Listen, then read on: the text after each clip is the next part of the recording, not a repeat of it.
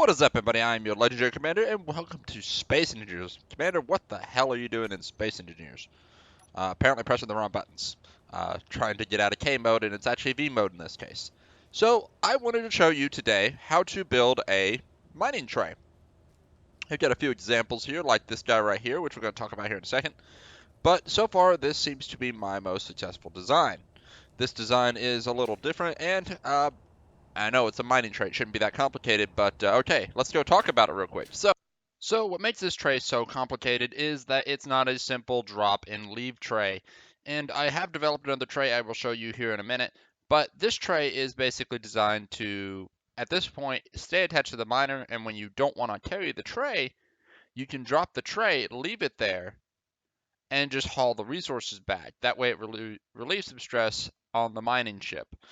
This also prevents you from having to build a vertical miner, which are obscenely hard to build because everything has got to be built, and every time you add something, you need to widen the structure, or it's really super duper long, and then it's very unbalanced.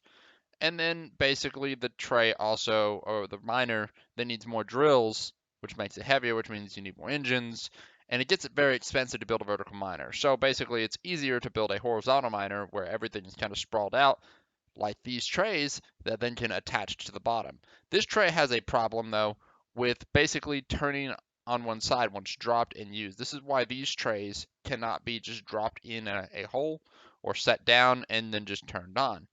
If you turn them on, basically these trays will drill and they look like they're doing fine for a while, but eventually they kind of rock to one side and they get to the point where you can't get them out. And if your ship has all its vertical thrust, but no real horizontal thrust at all to keep it moving any other way, it makes it very difficult, if not overweight, and even more, just a bad angle to get out of there. You just can't get out of there if you had emptied the tray, and still the tray just weighs too much for your side thrusters to kind of compensate since you're not exactly horizontal. So essentially I came up with this design where it's a little more compact. It drills just a hole narrow enough for your ship.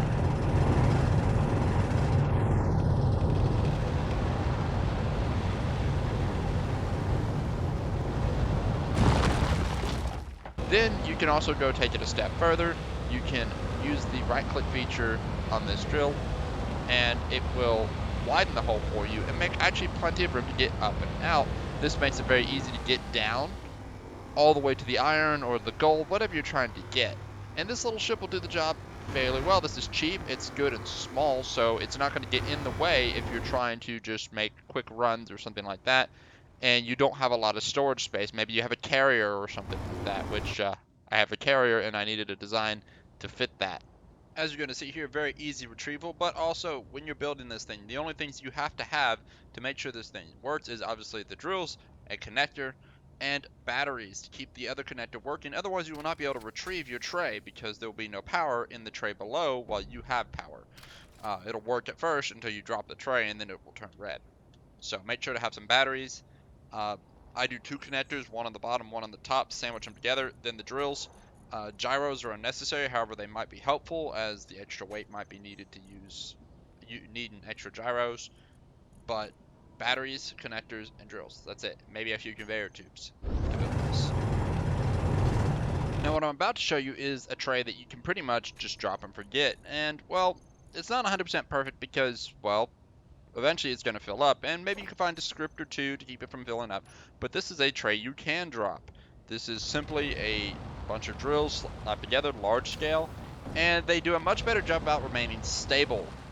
I mean, yes, they rock a little, but as they fall into the hole, they kind of straighten themselves out, and it leans some left, right as it goes down, but overall, the tray remains fairly stable. It doesn't lean too much to where you couldn't, in theory, pull this whole tray out.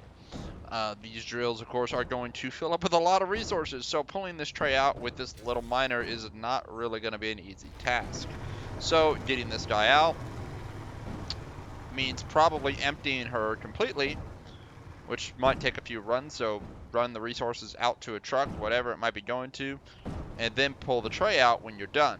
And then bring all of it back and set it down at whatever location, transport, whatever, and continue on your way. So guys, I hope you enjoyed this video on how to build a detachable mining tray that will help compact your design maybe a little bit. I mean, technically it's bigger than or smaller. I don't know if it would actually be bigger or smaller than the other, but because you can separate it, you can compact it and store it a little more safely.